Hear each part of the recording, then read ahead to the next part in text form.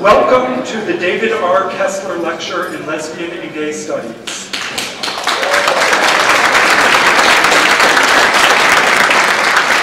My name is James Wilson, and I am the Executive Director of CLAGS.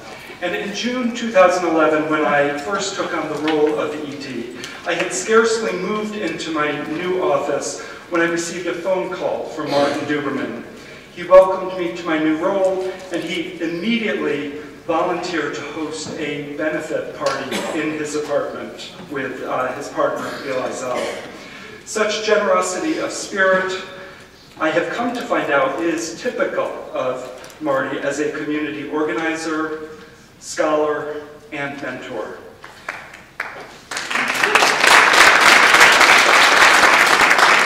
Over the past year and a half, Marty has been a constant source of support and inspiration, and for this reason, I am thrilled that CLAGS is honoring Marty with this prestigious award. This lecture, made possible by the generosity of David Kessler, is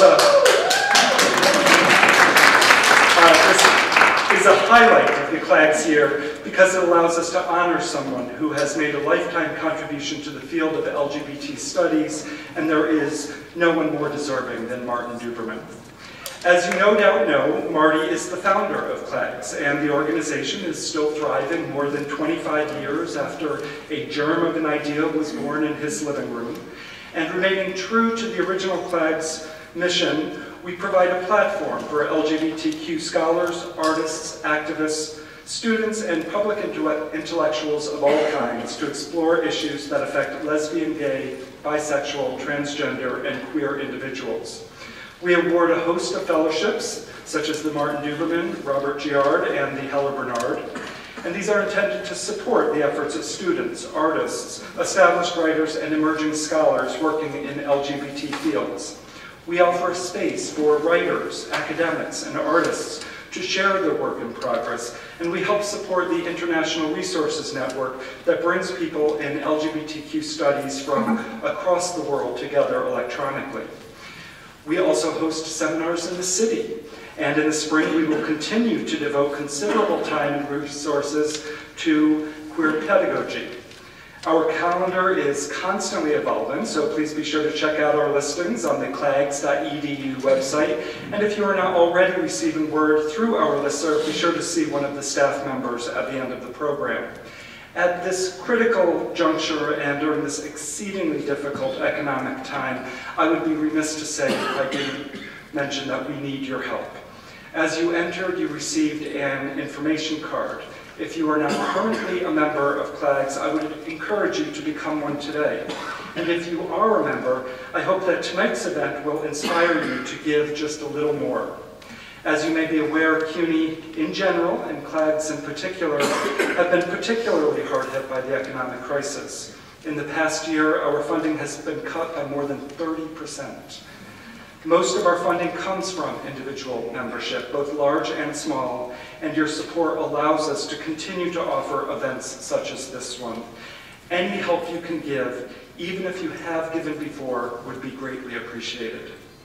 Finally, I want to take this moment to thank the individuals behind this event, especially the CLAGS board members and the CLAGS staff and interns, without whom it is no exaggeration to say events like this one would not be possible. There will be a reception immediately following Marty's lecture across the hall in the concourse, and I hope you will take the time to say hello to the board members and to the staff. And now to the main event. I am honored to introduce our eminent speakers, Blanche Wiesen-Cook and Marcia Gallo, who will be honoring Marty Duberman tonight. Blanche Wiesen-Cook is Distinguished Professor of History and Women's Studies at John Jay College of Criminal Justice and the Graduate Center of the City University of New York. She is a renowned historian, and her groundbreaking work on Eleanor Roosevelt remains a standard by which historical scholarship is measured. She is an impassioned activist, and her work demonstrates a strong commitment to political justice, women's issues, and the rights of all people. Marcia Gallo is Assistant Professor of History at the University of Nevada. Her impressive range of work deals with issues around gender, sexuality, and cultural history. From her first book on the Daughters of Bilitis to the numerous articles and essays in journals and anthologies, Marcy challenges us to rethink what we know about the histories of gender.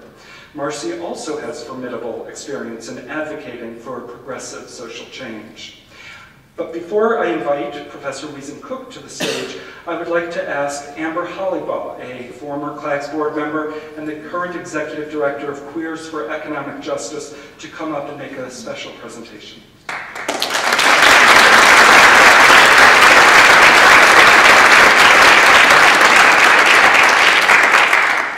This is a very spontaneous and devious plan that Jim and I came up with.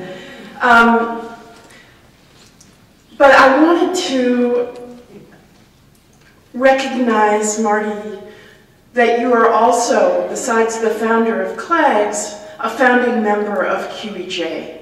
And Queers for Economic Justice is a radical queer group whose agenda as a left-wing activist organization has made us both renowned and I think a real reflection of your vision. And so tonight at the Kessler Lecture, which honors you, Marty, I also want to bring an honor to you as one of the founding members of QEJ for your activism through the years in building the kinds of organizations that build the kind of movement you believe in. So I want to tonight tell you how much we love you at QEJ, how much you're embedded in that vision, and thank you as a former member of CLAGS and a current director at QEJ. We love you.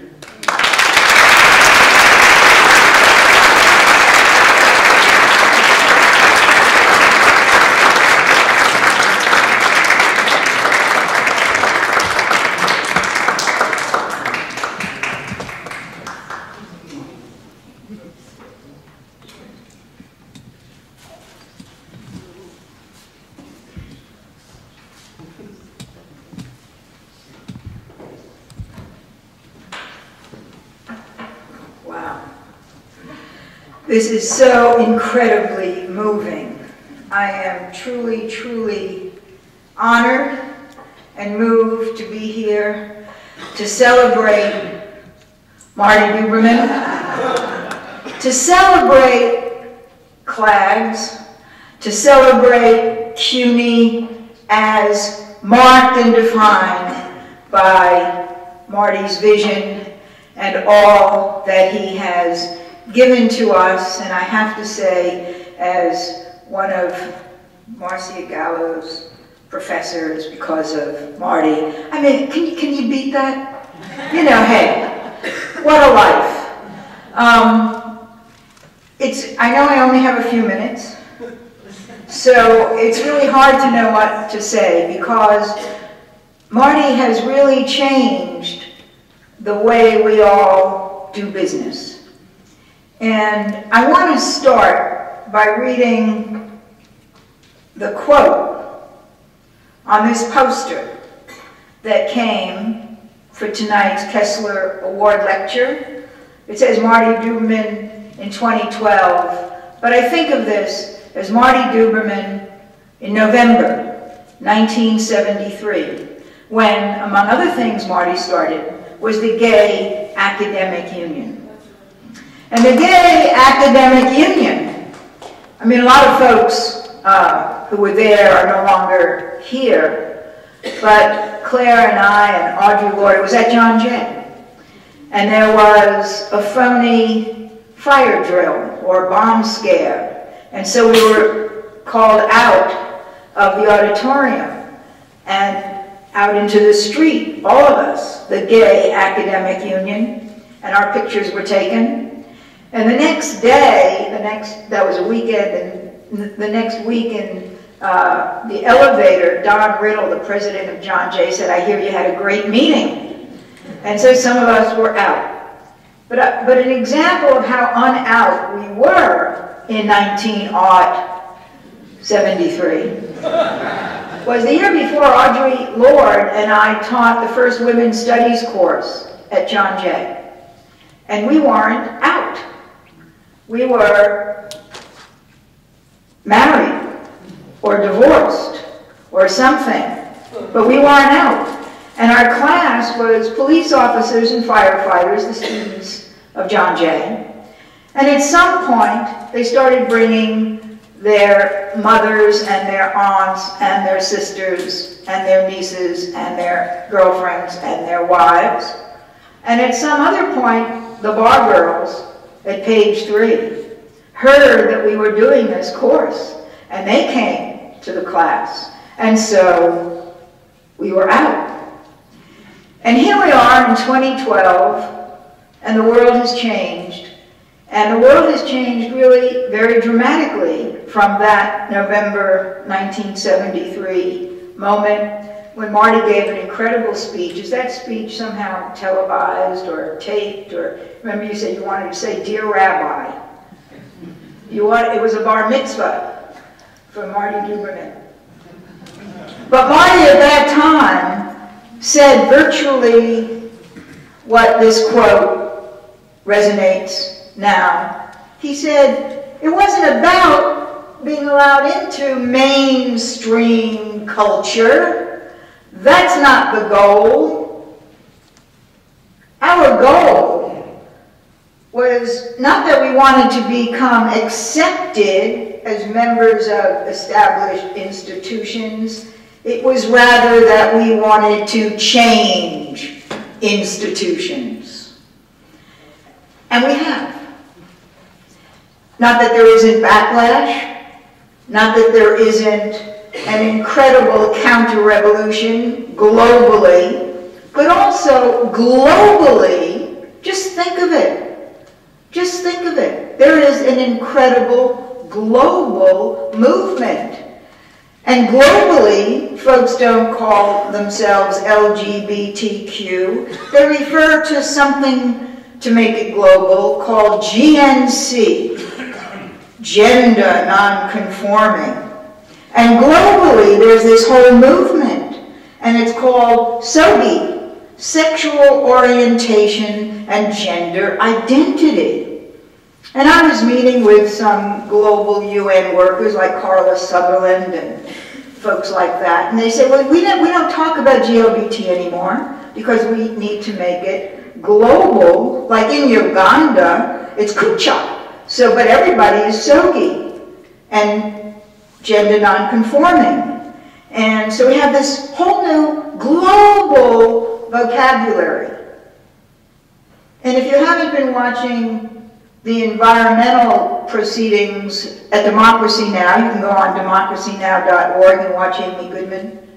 And it's been incredible. And there's a group of Arab students, and they call themselves Arab Students for the Environment. And they have a poster.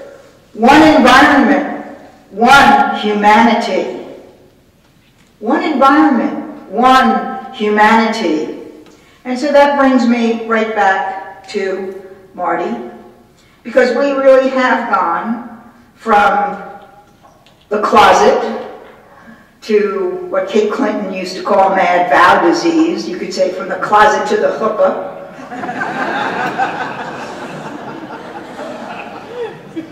And when I think about that, I know Eli's not sure he wants to go there, but if there's a federal law and there's Social Security involved, we should all go there.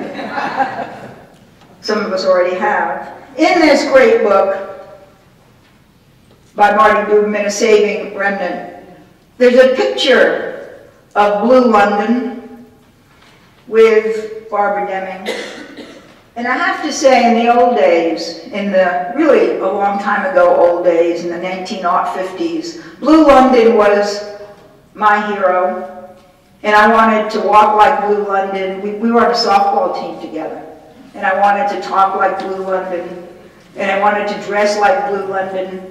And mostly I did. And after our games, I would follow her. And one day she was wearing a skirt and heels. And after the game. And I said, what's this about? And she said, well, she always gets dressed up to visit her daughter in her school. And that really, whoa. So I want to say something about all the unknowns, all the fluidities that has been involved in what Marty has given us, in his books, in the Gay Academic Union, in CLAGS, in Queers for Economic Justice. I Googled Marty to see what I should really talk about, because I love Marty's books, all of them. And of course I'm very partial to Howard Zinn, who is the required text for all my courses. And I love thinking about, just imagine I wrote the best of Martin Duberman and Howard Zinn between two covers that seemed to me perfect. And I love Barbara Deming and David McReynolds. Is he here? There are so many people that we've grown up with, and here we are, a queer world of anarchists and socialists. I once had a great friend, his name was Annette Rubenstein, a really wonderful woman. We all were, many of us were in a group with her, and she would say, she had a very great saying, she would say, "We will have socialism, or we will have barbarism." It just seemed accurate. Doesn't it seem accurate still? So then there's a mistake in WikiLeaks. No, it's not WikiLeaks. It's Wikipedia. We have to support Bradley Manning and WikiLeaks. That's my other cause. So I want everybody to think about freedom of information. The CCR has taken on Julian Assange's case, but that's another story. Okay, I won't go there. But what we have to do is correct a real mistake in Wikipedia, which says, at some point, Martin Duberman wrote an article criticizing SDS and a civil rights organization for being anarchist. And I knew that was wrong, because Marty Duberman is really an anarchist. Like Emma Goldman, we will have anarchism, or we will have barbarism. So hey, the bottom line, as we go forward, we need to create a language of the heart that connects us all. And the real aim of Martin Duberman's work and all of his successors is that everybody has the right to pursue the level of gender identity and sexual orientation or sexual creativity that is comfortable. We all have to be allowed to be comfortable in our soji all over the planet. And I like the idea that we have already, in the works of Marty Duberman and Marcia Gallo and many of you in this room, created a language of the heart that connects us all in this global movement as we, in fact, go forward. Thank you, Marty Duberman.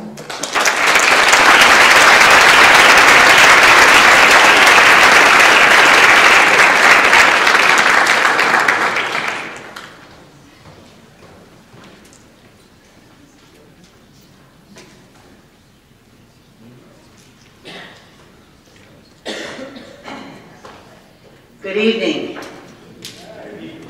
Hi. Don't you love that it's 3 women introducing Marty tonight? I just think that's so great. Martin Duberman, Marty, to his legions of fans, friends, and former students, is a national queer treasure. That's how journalist Doug Ireland began his 2009 review in Gay City News of Waiting to Land, Marty's 500th book. Oh wait, it wasn't really his 500th book, it just seems that way. Because Martin Duberman is absolutely one of the most prolific writers ever. As we all say on a regular basis, how the hell does he do it? And he does it so well. He doesn't just crank out the tomes, he changes the way we think about the past, as Blanche has said, about the present, and about the future of the ongoing struggle for social justice. I love Ireland's use of the term national queer treasure, and I count myself fortunate to call distinguished Professor Emeritus Martin Duberman Marty. I am among his legions of fans, friends, and former students. In fact, I have to admit to you tonight that I was his last graduate student, a fact of which I am most proud, but also a little bit guilty. Frankly, I think I was such a pain in the butt that I just frankly wore him right out. So sorry to everybody who came behind me hoping to study with him. But in the brief time I have tonight, I want to give you a few examples of the ways in which Marty influenced not only those of us who are his former students, his friends, and his fans, but also the intellectual and political landscape of our times. To begin with, as one of his former students, I want you to know that Marty modeled radical pedagogy by insisting that everyone in his graduate history classes not only got A's just for showing up, but took responsibility for the learning that took place in and outside of our meetings. He also debunked the notion of historical objectivity. In his view, and I quote, "We all inescapably spin theories and pass judgments. This is especially true of historians claiming to, quote, objectivity. They don't objectively recreate the past. When we select evidence and decide which portions of it to emphasize, we are inevitably engaged in crafting narratives, though most historians prefer to ignore that fact. Narratives that are crowded with implicit, if usually unconscious and unexamined, value judgments." But in terms of selecting evidence, Marty was and is no slouch. His mantra is research, research, research, and then research some more.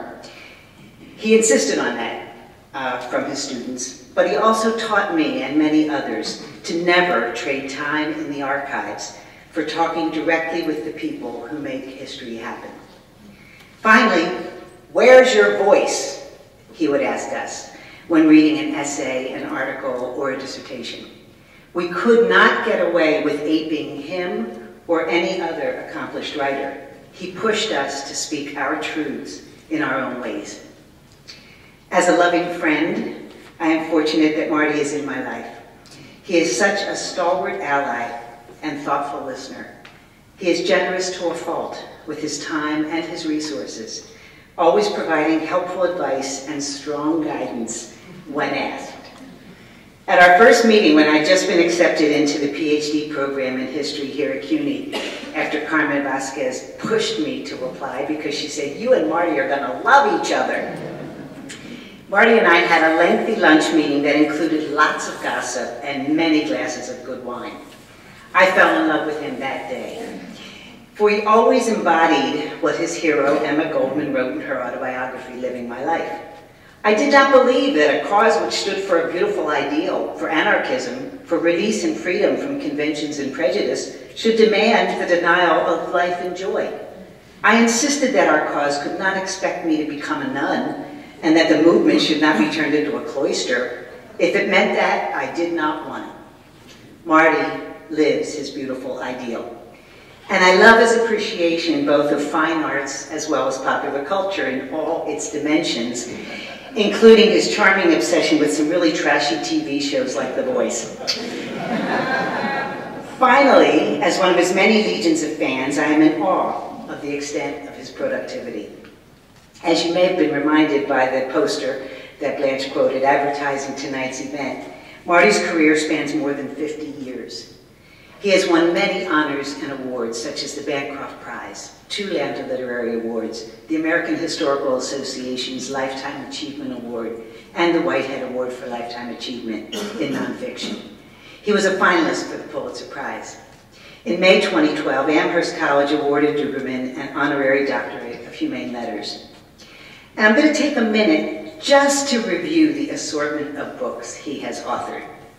Charles Francis Adams in 1961, The Play in White America in 1963, James Russell Lowell in 1966, Black Mountain, An Exploration in Community in 1972, Male Armor, Selected Plays, 1975, Visions of Kerouac, a play, in 1977, About Time, Exploring the Gay Past, 1986, Paul Robeson in 1988, Cures, A Gay Man's Odyssey, 1991, Stonewall, 1993, Midlife Queer, Autobiography of a Decade in 1996, and that same Wikipedia entry that Blanche referenced called it Midlife Queen, which I think also works.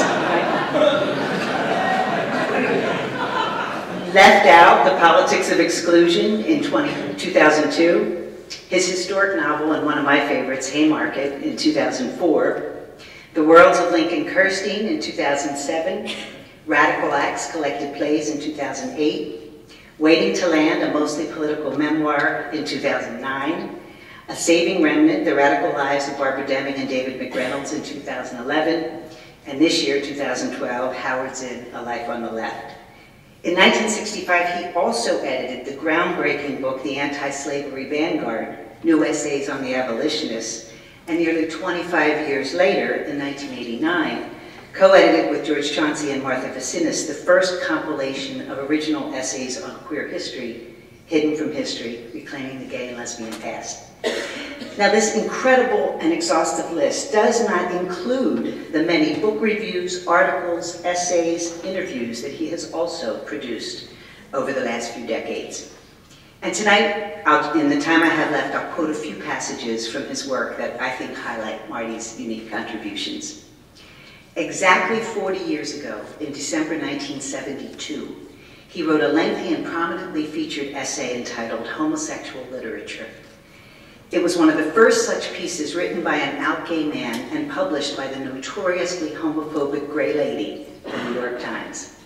In it, Marty directly challenged the then accepted notions of homosexuality as pathology. He wrote, quote, "Differences of all kinds have come to be equated in our society with deficiencies, and deficiencies, for which we are rigorously rational and ameliorative, must be explained and cured. Sexual deviations have come in for far more scrutiny than have deviations from other behavioral norms, like not wanting to own an automobile." Later in the article, sounding a note of caution, he would repeat over and over again to lesbian, gay, bisexual, transgender, and queer activists for the next 4 decades, Marty opined that we homosexuals have certain unique testimony to give on the human condition. Since basic inquiries, moreover, originate on the margin, not from the center, we should be cautious for society's sake as well as our own in announcing that our lives are identical with everyone else's. As other oppressed minorities have learned, it may not be possible, at least at this moment in time, both to proclaim that we are just folks and to develop our outsiders' special insights into socio-sexual norms. Now, fast forward with me to 2005. In a book review in The Nation entitled The Avenging Angel, Marty wrote about the radical abolitionists of the 19th century, in particular John Brown. Many people don't know that Marty began his career exploring and revising ideas about the abolitionists and their quest to abolish slavery and institute racial justice. In his review, he noted that historians from many generations have derided John Brown, a white man and a Northerner, as a meddling outsider, a self-appointed emancipator whose motives must be suspect because, unlike Nat Turner's cohorts, he himself did not suffer from slavery's barbarism and could therefore have no real interest in encouraging its overthrow. The historical profession long made much the same sort of indictment against the nonviolent abolitionist movement as a whole, essentially agreeing with Daniel Webster's notorious charge during the debates in Congress over the Compromise of 1850, that the outside agitators of the anti-slavery movement did nothing for the slave but secure his bonds more firmly than ever before. Marty then challenged that thinking. The anti-slavery movement had long managed to convince itself over time, through patient agitation, that the slave system would waste away. To hasten that end, it had relied on varied, presumably promising tactics: moral suasion, compensation coupled with deportation, non-extension, political separatism. Even these nonviolent strategies failed to find favor with several generations of white historians. William Lloyd Garrison and other like-minded anti-slavery leaders were long denounced as misguided fanatics who, under the guise of caring about the plight of the slaves, were actually motivated by their displaced status as political leaders in the North and their wish to reclaim their position of authority through the display of superior moral virtue. Alternately, the white, not the black, historical fraternity simply dismissed the abolitionists as deeply delusional, as disturbed busybodies, would-be martyrs, tortured neurotics. Now, as Marty might say, 3 cheers for the tortured neurotics. These excerpts provide you with hints of an illustrious career and reveal the consistent ways in which Marty has reconstituted, reinterpreted, and celebrated radicalism, especially radicalism that challenges racial and sexual norms. His 1963 play In White America, which Marty wrote as a young scholar, was produced here in New York and then toured the South as part of the historic organizing known as Freedom Summer. A generation later, a review in the New York Times in 1991 entitled Lasting Truths of White America details a production of that same play for Black History Month at a Long Island college. The reviewer said, "In White America is the rare drama that tells a tragic history in an uplifting anthem to the strength of the human spirit. In this case, it is a national anthem to the hopes and dreams of all Americans." The continuing relevance of this groundbreaking drama of our shared history continues to be resonant decades later because Marty's work is prescient as well as profound. In his 1996 book Stonewall, when he intentionally refocused our understanding of the gay riot in New York as a radical, multiracial resistance to oppression, he gave starring roles to trans activists Sylvia Rivera and others who otherwise may have gone unrecognized for their crucial roles in our history. Marty consistently has shown me and countless others a way of living in the present and capturing experiences from the past that bring to the fore the memories and personal experiences of the sometimes difficult, always complex people who were and are involved in struggle. But he did not do so only on paper. As you heard from Amber and as you heard from Blanche, Marty also regularly stepped out of his own status as a well-resourced, well-credentialed white man. In pursuit of social justice, he privileged outsider status as a self-defined queer radical and, I dare say, as a race traitor.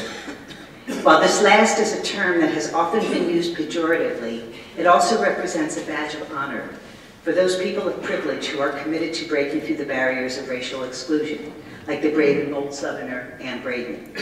Her white attackers called her a race traitor because as a middle-class white woman from Alabama, Braden rejected her racial privilege in the Jim Crow South and devoted her life to fighting racism. Or like lesbian feminist Mav Segrist, who titled her 1994 autobiography, Memoirs of a Race Traitor. In it, she detailed the ways in which she worked in collaboration with other activists in North Carolina to end white supremacy. Memoirs of a Race Traitor by Mav Segrist was hailed by Howard Zinn at the time of its publication as extraordinary, a political memoir with language that's poetic and a tone that's passionate. Which brings us to Marty's last book, Howard Zinn, A Life on the Left. Only Marty, I think, could have so well captured the courage, conviction, and contradictions of Zinn, another legendary activist historian. From the perspective of the second decade of the 21st century, Marty writes that, quote, all movements for social change are incremental, involving shifts over time in attitude and program that reflect the accumulated experience of those involved, as well as changes in the political climate. He himself has played a huge role in helping those social changes happen. In his own unique, uncompromising, and indefatigable way, Marty has given a voice to all of us who aspire to be part of the process of enabling social justice. All of us who believe that history and its study can be both lively and engaging, as well as illuminating and useful. All of us who take a stand, regardless of the era or the political fashion of the moment. And all of us who proudly wear the banner of race traitor, gender bender, and liberationist. So please now join me in applauding and welcoming to the podium our own national queer treasure, Martin Duberman.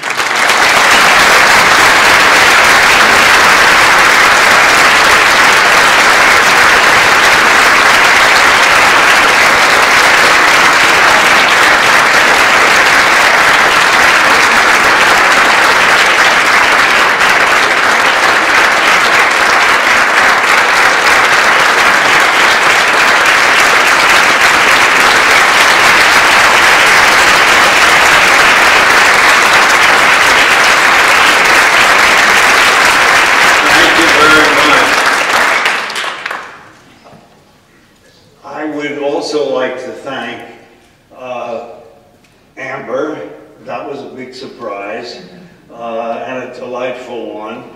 And I would like to thank Blanche and Marcy for praising me far too much, but I can't say I didn't enjoy it. I also would just like to thank Jim Wilson, CLAGS' Executive Director. You know, I feel like his press agent because I believe in him so strongly. Jim came in at a time when CLAGS was in very shaky shape, and he has done what can only be called a magnificent job in once again making CLAGS, or putting CLAGS on the forefront of gay and lesbian studies and indeed the liberation movement. And finally, I would like to thank, because he's flown in from California, right? The man who made these lectures, this whole lecture series possible, and that's Dave Kessler.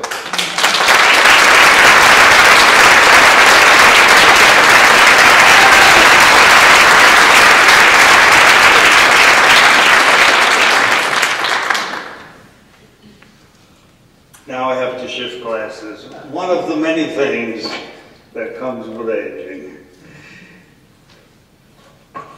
I'm a little uneasy, I have to tell you at the top, about what I'm going to say tonight.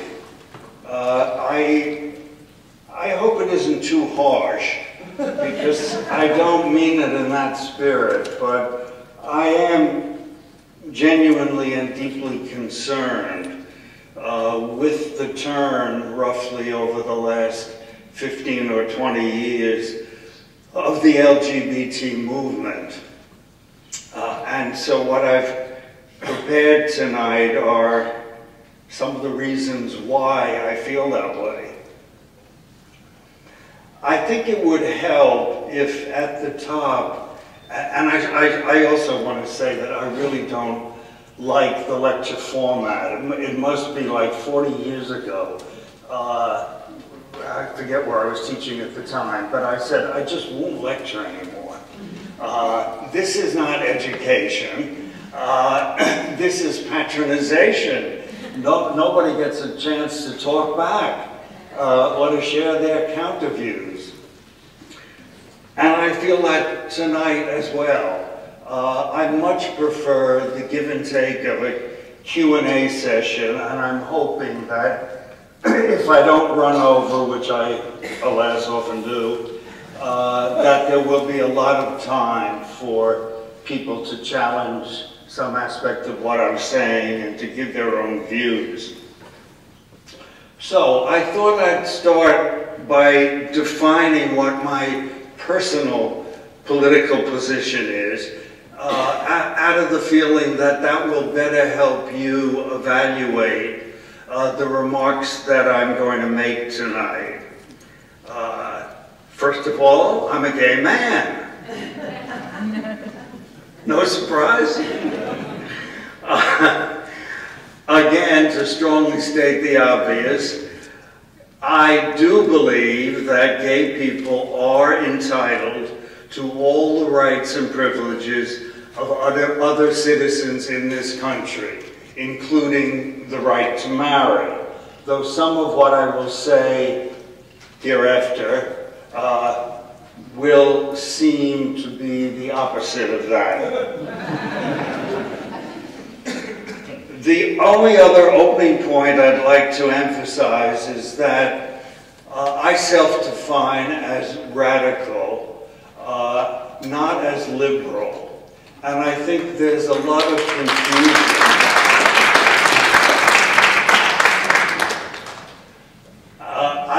I'm often asked anyway, well, what's the difference? Liberal, radical, I mean, we use the words interchangeably. Well, if you do, in my view, you should not. because though liberal and radical are often lumped together, I think it's very important to distinguish between them. Both do share in a belief of the need for progressive social change. But there, I think the similarity ends. Liberals struggle to integrate increasing numbers of people into what they view as a beneficent system. Radicals, on the other hand, believe that the system does have beneficent aspects, but also believe that the system requires substantial restructuring. Social justice movements in this country have almost always been started by radicals. But those radicals have, and usually in very short order, been repudiated and supplanted by liberals. I can give you a few examples. In the 19th century, the Garrisonian abolitionists gave way to the so-called Free Soil Party, whose principal plank was against the further expansion of slavery, rather than, as the Garrisonians had called for, the abolition of all slavery now. But the country went with the Free Soil Party. It did not go with the Garrisonians. Another example, the Knights of Labor, formed as one big union, in other words, skilled and unskilled combined, and using that combined energy in order to make truly significant changes in the country. The Knights of Labor lasted a brief time. It had its impact, but it rather quickly mutated into the AFL. And the AFL catered only to skilled workers and denied admission completely to people of color. One last example, though there are many, would be the broad-gauged Seneca Falls Declaration of Women's Rights, with its open challenge to male domination. That, in turn, got transmuted into the suffragettes' single-issue concentration on winning the right to vote. So, in other words, over and over again in our history, the deeply conservative undertow of American ideology has undermined and diminished what started out to be progressive goals. And it seems to me that what is central to that national ideology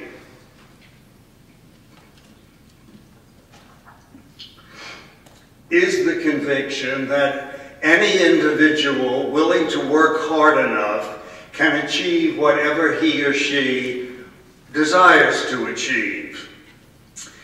It follows from this ideology, this pull yourself up by your own bootstraps ideology, that all presumed barriers based on race, class, gender, or sexual orientation automatically evaporate or are reduced to insignificance when confronted by the individual's determined drive for success. Now, if you believe that, there's this little bridge in Brooklyn that I'd like to interest you in. Those of us who do self-identify as left-wing or radical have never been able really to solve the conundrum of how to prevent a radical impulse, that impulse which starts so many movements, how to prevent it from degenerating into what becomes reformist tinkering.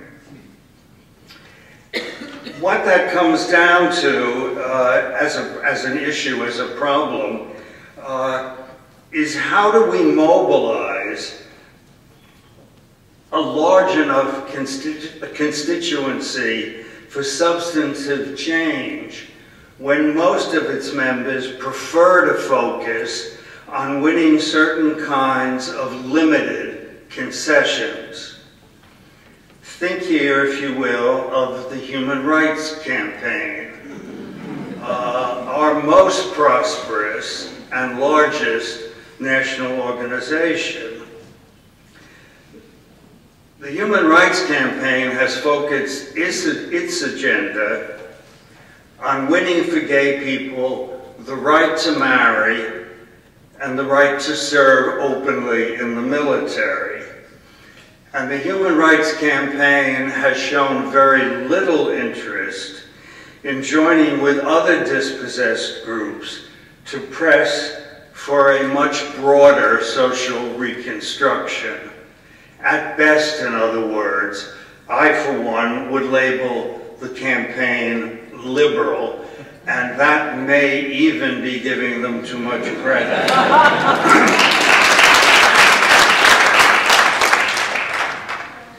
It seems to me that in this generation, quite obviously, the radical element is the Occupy Wall Street movement.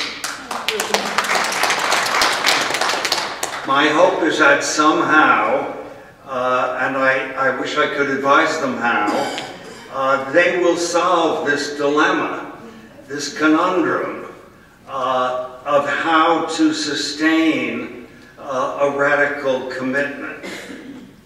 I must say, though, that, and maybe this is also a function of getting older, that I do have my doubts, given what I know of the history of radical protest in this country.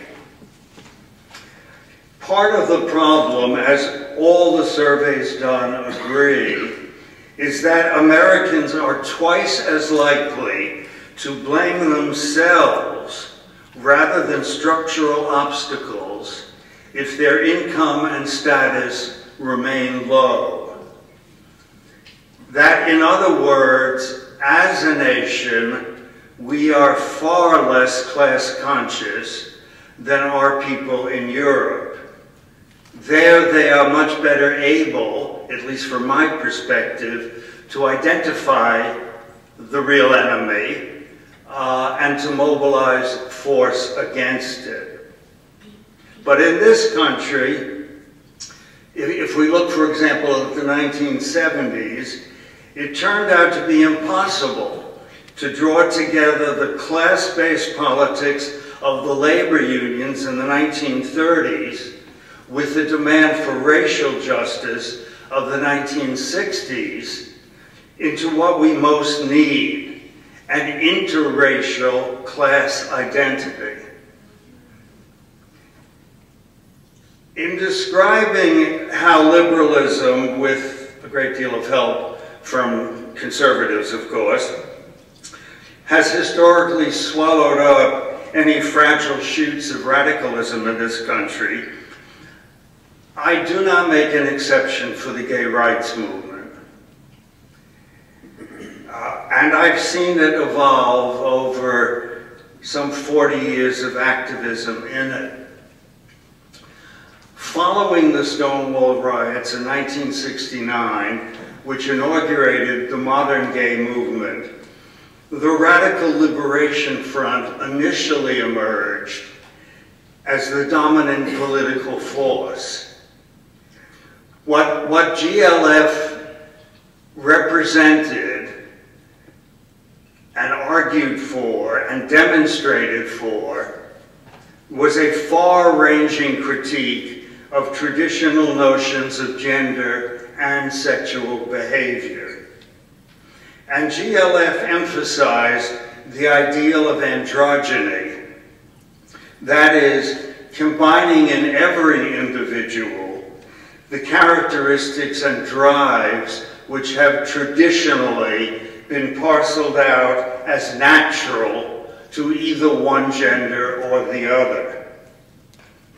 GLF also aimed at making alliances with other oppressed groups, like the Black Panthers and like the Young Lords. Today, GLF and its agenda have long since disappeared. It's been replaced by, national LGBT organizations, of which, as I said, the Human Rights Campaign is the largest, that work toward assimilationist goals like gay marriage and like the right of gay people to serve openly in the military. And it's precisely that assimilationist agenda, as I said, which for the past 20 years has pretty much swept the field in terms of the gay movement. There are isolated pockets of radical resistance, and I'll come to some of those subsequently. But the going cry now is, hey, we're just folks. You know, we're just like you straight people. I mean, except for this trivial little matter of sexual orientation, I mean, we want the same things you want. You know, homes and cars and families, etc. The place, I think, to start in attempting a rebuttal to that position is to say, just flat out, it's not true. Gay people are not straight people. In the same way,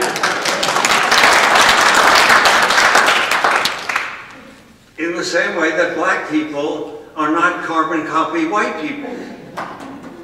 There's something called a particular special history and the perspectives which that unique history gives you that sets you apart from mainstream.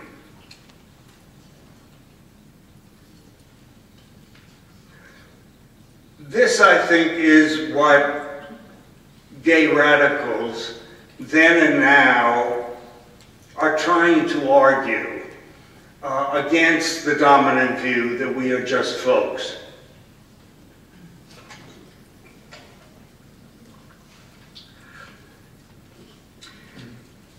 Gay radicals oppose reducing our critique of mainstream values to an agenda that pledges allegiance to it. The critique, originating back with GLF, ranges from economic to sexual issues, from the demand for a genuine safety net for all citizens to a questioning of the universal superiority of lifetime monogamy. More than 60 years ago, the non-gay philosopher Herbert Marcuse, in his classic work, Eros and Civilization, wrote something which has always been a kind of mantra for me. And I'm afraid I've quoted it much too often in my various writings. Here's what Marcuse said back then. Because of their rebellion against the subjugation of sexuality under the order of procreation, homosexuals might one day provide a cutting-edge social critique of vast importance, unquote. It's precisely the loss of that cutting-edge social critique that so much bothers me and others in the gay movement who call themselves radicals. For us to reach the potential that Marcuse envisioned for us, it seems to me that we have to reassert our differentness from the mainstream rather than continue to plead for the right to join it. What we need to assert is the fact that despite enormous variations in our individual lifestyles, and there are enormous ones, we have had a distinct collective historical experience, and therefore the way in which gay people view gender, sexuality, primary relationships, friendships, and family are different. Not different in the sense of being some second-rate variation on first-rate mainstream mores, which is how the mainstream often treats us, but rather it can be argued, and I know it's an argument, our differentness can be viewed as a decided advance over mainstream norms. Gay subcultural values, in my opinion, could richly inform conventional mainstream life itself, could open up an unexplored range of human possibilities for everyone. Could, that is, if the mainstream was listening, but the mainstream is not listening. And in part, the reason it is not listening is due to us, to our denial or concealment of our own specialness in the name of being let into what is essentially a middle-class white male clubhouse.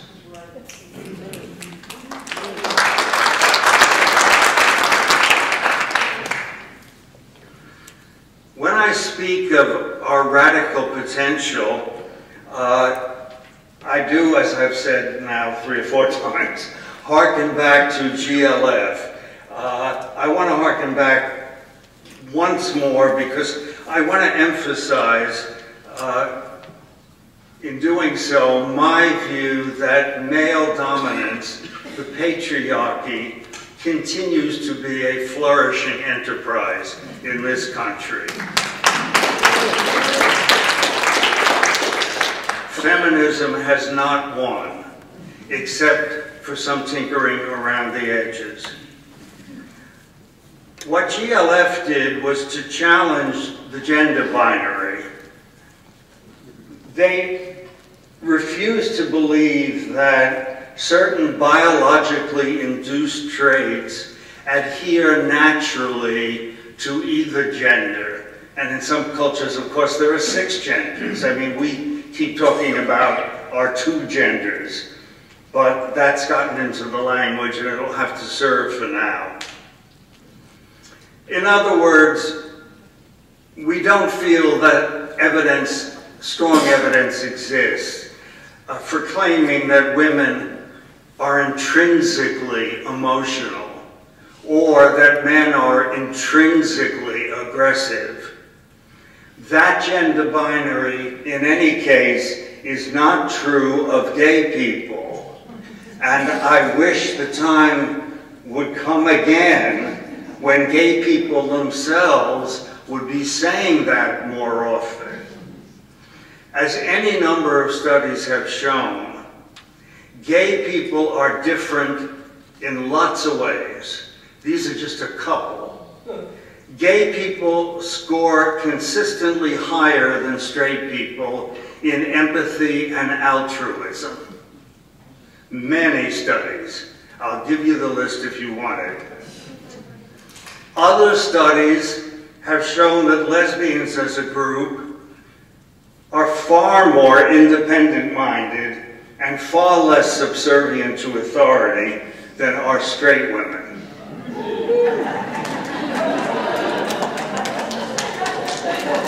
Many gay men, moreover, and I don't mean what we used to call flaming queens, many gay men do put a premium on emotional expressiveness and on sexual innovation. Studies also have shown that lesbians and gay men hold to a view of coupledom that is far more characterized, far more, by mutuality and egalitarianism than is true of straight couples. Now, if you don't believe me, I know you're going to believe the New York Times. And the New York Times,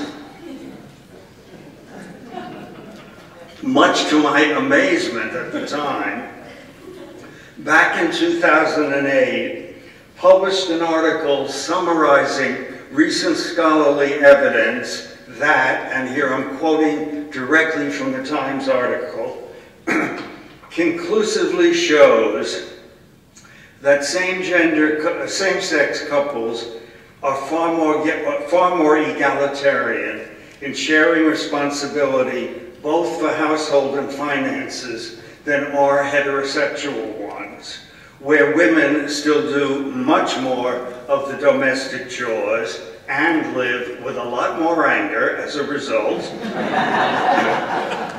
and where men are far more likely to pay the bills. As a result, the Times concludes, and here I'm quoting directly again, same-sex couples have more relationship satisfaction and, hold on to your beads, have a great deal to teach everybody else. Now, if the Times could say that 4 years ago, how come we can't say it 4 years later? In other words, what I've been arguing is that there really is a gay subculture, a way of looking at life, coping with its joys and sorrows, that has a great deal to offer to the mainstream, and also to offer to that multitude of gay people who prefer to claim that we're just like everybody else. Those of us on the left, or who self-define as radical, feel much the way James Baldwin did when he asked, why are blacks begging to rent a room in a house that's burning down? Why don't we build a new house? The same questions, I think, apply to the gay movement and its relationship to the mainstream. Gay radicals, for example, don't want to join the military. They want to get rid of it.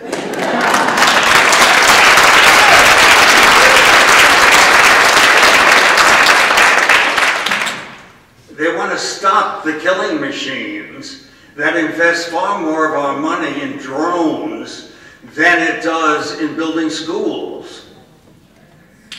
The radicals I know are also not interested in having our primary relationships sanctioned either by church or by state.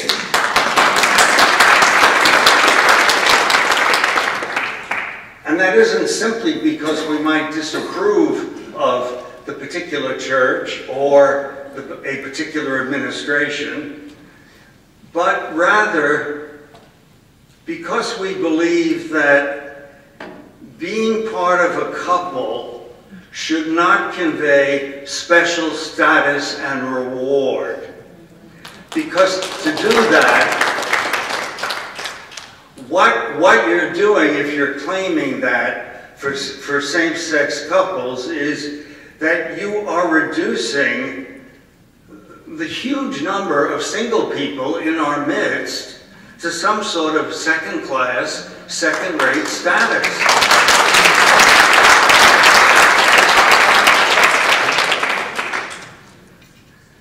The recent concentration by our national organizations on the narrow agenda of marriage and the military has implicitly denigrated both the unmarried state and the refusal to maim and kill in war. Our current national organizations, for the most part, have not only failed to challenge mainstream American values, but they have also ignored the actual needs of the majority of gay people themselves. Organizations like the Human Rights Campaign speak primarily to the needs of a middle and upper class white constituency. They all but ignore the gay world's Black, Asian, and Latino members, the plight of its own poor, and the history of our challenges to traditional gender and sexual norms, including, and perhaps above all, the transgender people among us.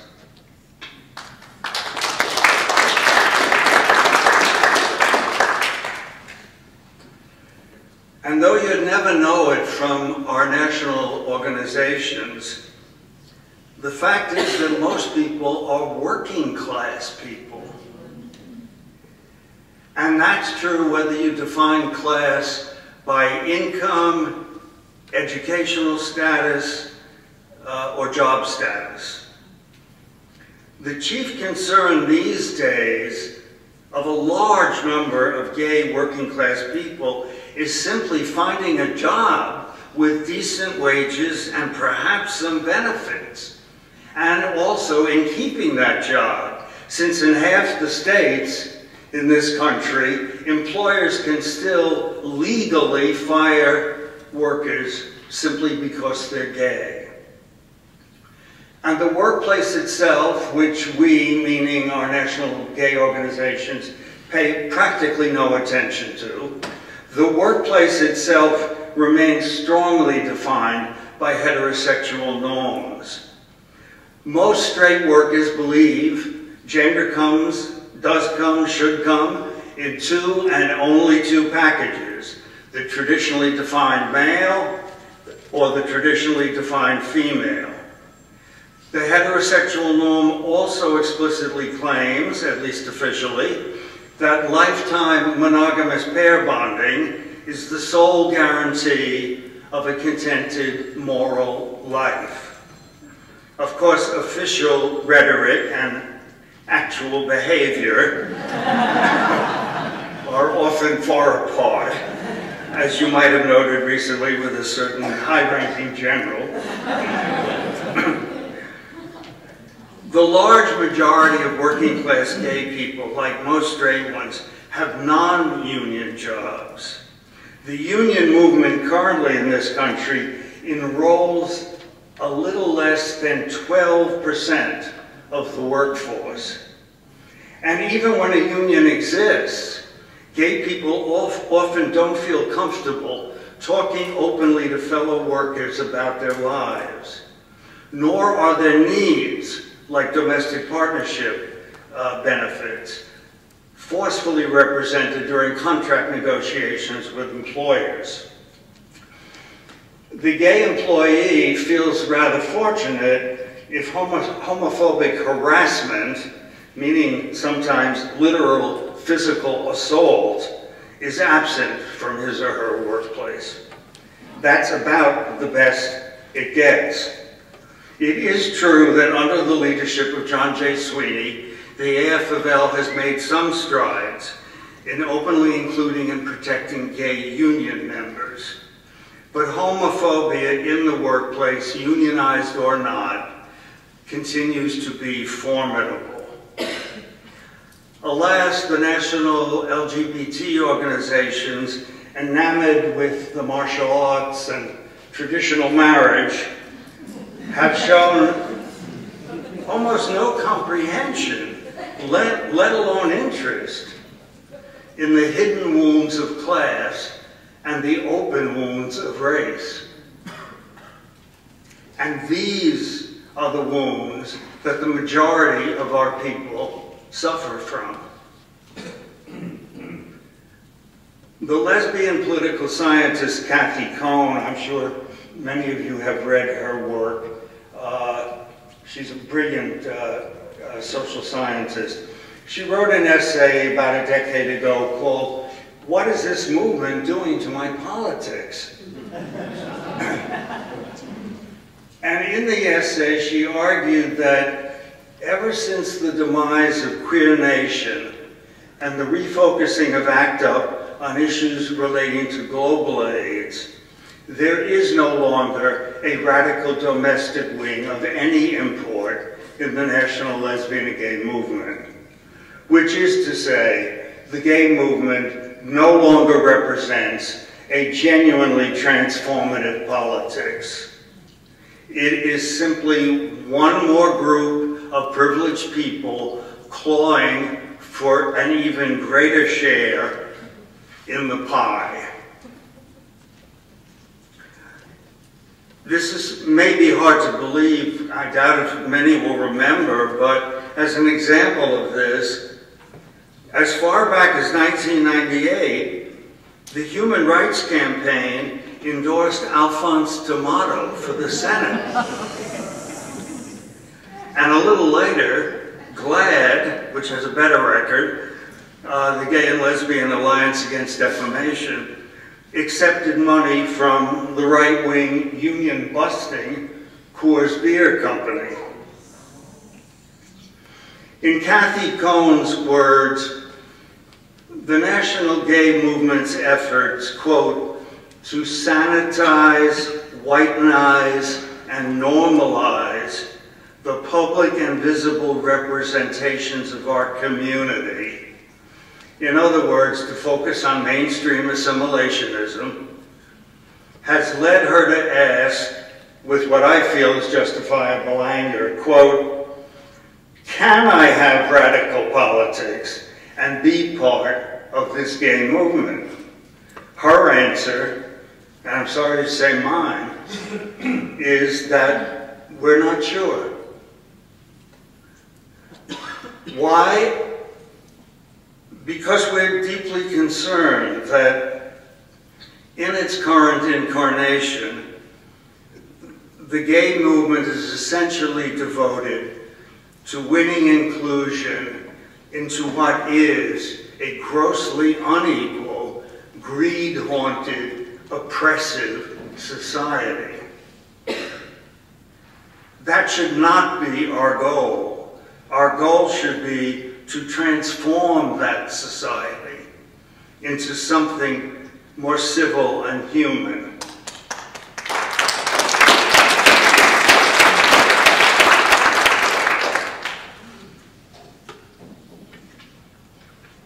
You didn't applaud long enough.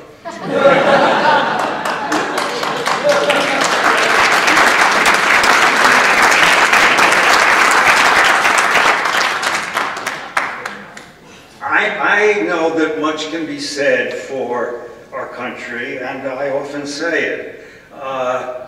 There's nowhere in the world, for example, where there is a gay and lesbian or transgender movement equal to ours in size, numbers, and import, etc. But I'm not here to defend the country at the moment. Here are just, again, a few statistics, and I'm now winding up.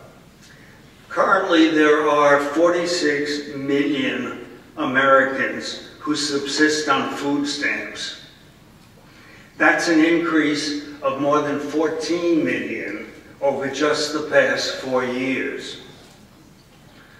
More than a quarter of blacks and Latinos in this country, compared to 10% of whites, live below the government-defined level of poverty, which for an individual is $11,000 a year, and for a family of 4, $22,000 a year. 1 in every 5 children lives in a family today below the poverty line, and often those children go to bed hungry at night. Again, don't take my word for it. Just last week, Frontline did a full-hour show entitled Poor Kids, which will, I guarantee, break your heart if you get a chance to watch it. Also, 1 in every 4 adult black men are either in jail or have recently been released from it, and often, in the large majority of cases, in fact, for very minor drug charges. Again, don't take my word for it. read Michelle Alexander's splendid recent book, The New Jim Crow.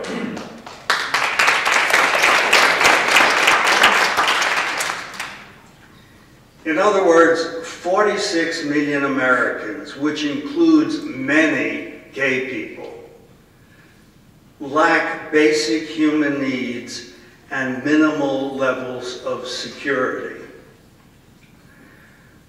So what I ask is, isn't it long past time for the gay movement and for the country as a whole to start to refocus its agenda? It seems to me that what we need is nothing less than a massive anti-racist, pro-feminist, economic justice movement.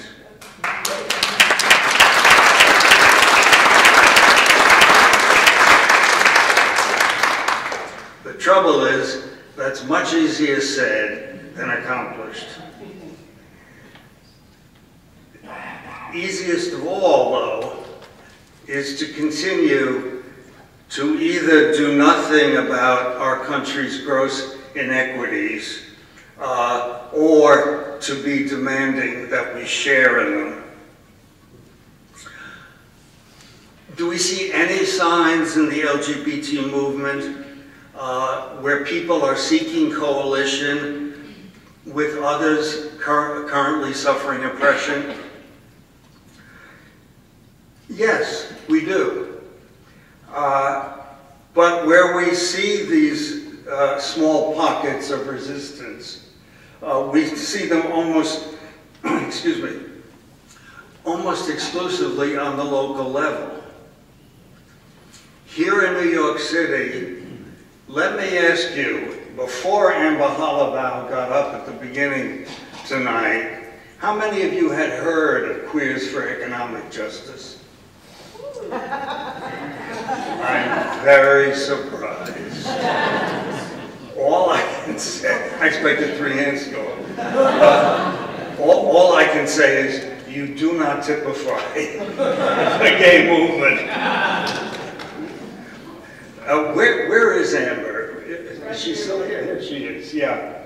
For those of you who know about QEJ, but have not yet enlisted in it, either through a donation or taking part in its many activities, Amber is right here, and I'm going to ask her to stay for an extra 5 minutes afterward so that you can talk to her and get some numbers and get some literature. Mind you, QEJ, unlike the Human Rights Campaign, attempts to do a great deal with a very small budget and a very small staff. They're dealing with the multiple issues of the gay poor that nobody else is paying any attention to. And that includes, and especially, gay people who are living in shelters. Some of you may not know that, but there are lots of them living in shelters. So in closing, I have to tell you that I don't think the word disgrace is too strong. When we talk about our country as a whole, as it being far more entranced with improving the technology of its drone fleet than it is with the plight of the poor. And I'm afraid I have to use the same word, disgrace, when I add that I also consider it a disgrace that our assimilationist-minded national gay agenda does a far better job at representing the white middle and upper class elements in our community than it does representing those of our own people who suffer from a variety of deprivations, to say nothing of the non-gay multitude also afflicted. It's time, in my view, to reassess and revise our goals as a movement. To do otherwise is to implicate us in the national disgrace of caring much more about the welfare of the privileged few than about the deprived many. We are in danger, the gay movement, of becoming part of the problem. My hope is that we may yet become part of the solution.